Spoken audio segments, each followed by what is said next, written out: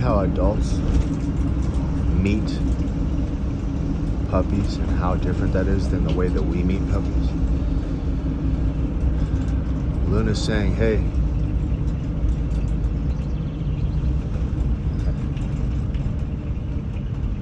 you know, Luna's not giving her an inch. Look at the tail. Luna's not saying, oh wow, you're so beautiful. Oh my gosh, you're adorable. What type of dog are you?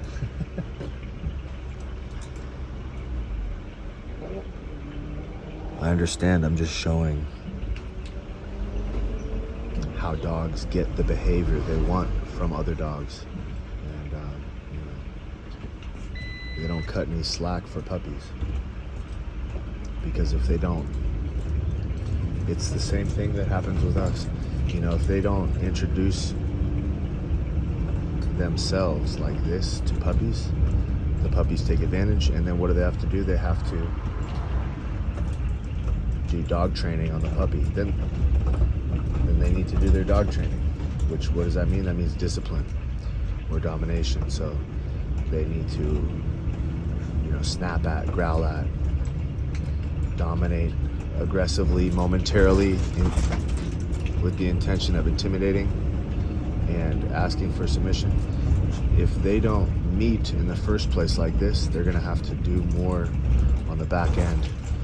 And it's funny, if you want to understand the picture with us, it's because we don't start the relationship the way that they start the relationship. So the puppy starts to take advantage, do things that we don't like, and then we say, do you know a good trainer? And I understand, you know, you don't know what you don't know. There's a bunch of stuff that I don't know about, you know, anything, many things. But, you know, if somebody's telling you about what they know, I'm just trying to paint the picture. And if a specialist from another field were telling me about, you know, common misconceptions about how people see his field, it's not that someone's stupid, it's just that you don't know what you don't know. And that's why you have people who specialize in things so that they can share the information. But I'm with these guys all the time, I see it. And a big reason why I don't like to do training a lot is because you really, if you want to go back, it's like sometimes it's like putting a Band-Aid on it. If you really want to fix the problem, you're gonna have to go back deeper into the relationship, and then you're starting to get into the paradigm of, you know, paradigm shifts, and, you know, it's just starts to become a big thing. And sometimes people don't want to have their paradigm changed; they just want the Band-Aid. So it's kind of a, and I think I'm probably, you know, oversimplifying, but once you start to peel back the layers, there's a lot of education that has to take place, and it goes back to the way that we live with our dogs, that we don't get the respect that, you know, so they start to act out. They're looking for something that will demand or command respect so that they can temper their behavior. A lot of the times. I mean, I shouldn't even say a lot of the times. Well, a lot of the times is reasonable. I wouldn't say most of the time, because I don't know, you know, what sample size we're dealing with. But dogs have traumas. There's lots of reasons that dogs do different things. But when it's a relationship,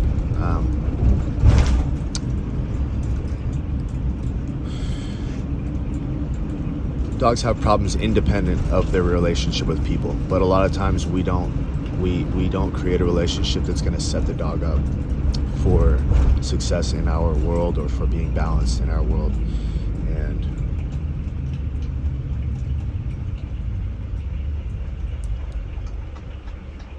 if we don't do it right on the front end, we're going to have to go back and basically do it over. And you're going to have more trouble on the back end. So you don't get respect, and then you want it later, and it's just so much easier to get everything up front. You know, it's like it's easier to keep someone's trust and do everything right than to, you know, have someone lose trust in you and then try to get it back. It's like that with everything. I mean, it's easier to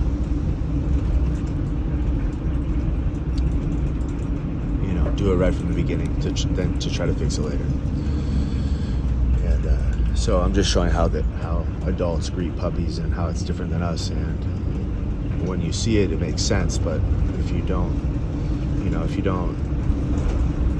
we live in a world where we have paradigms, we have ways of seeing things, and the way that we see dogs as like, oh, that's your dog, is he trained, is he this, and we kind of made up all that stuff. And what do I mean by all that stuff? I just mean we have I think generally we have a paradigm of dogs that is kind of man-made, and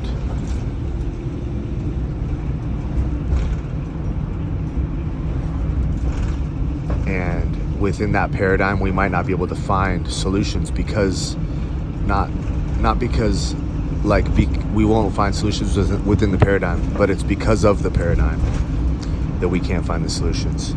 And it's like, I want to act this way, but I want my dog to behave this way. Well, it's like, I want to lay around on the couch all day. I want to lie to people and mistreat people and not make anything of myself, and just be an overall weak person morally, ethically, physically. But I want my wife to really respect me. That's an exaggeration, but it's like, okay, you might be able to demand in some way, I don't know if you could do that with a human being unless you're like a tyrant or something, but you might be able to demand from an animal a behavior, but it doesn't mean it's real. It's like, could you pay her $100,000 to say I love you? Maybe, I don't know, depending on the person, but you get my point. Like, do you want it to be real? Because to really fix that, you're gonna have to change your whole life. In this example I just made up of, I want my wife to respect me. Those are the things that are on my mind. I want to be the man that I respect, and things like that. That's why I say that example, because it's fresh on my mind. But daily, but so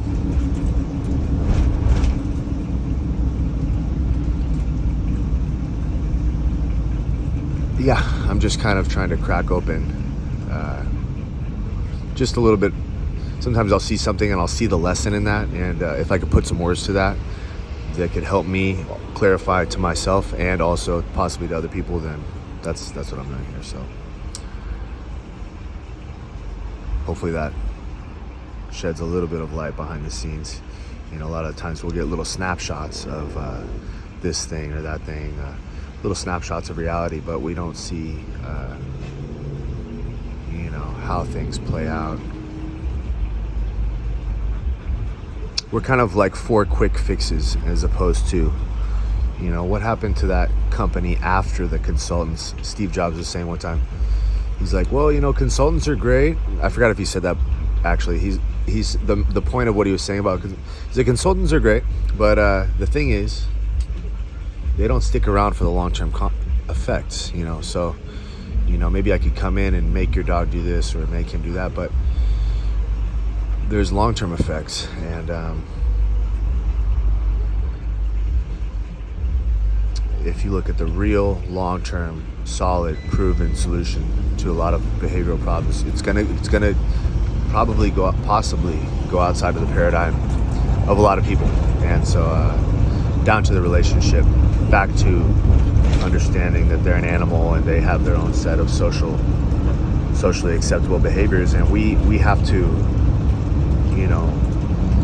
understand those the way that they are with each other and the way that they think. And there's no difference. If we give up respect, if we act in a way that's not respectable around them, and then they lose respect for us, it should seem obvious, but when you put it like that, it's obvious. But when it's not always put like that, it's put like, well, they have a problem, you know, the dog has a problem. And so I'm just trying to shed some light on that.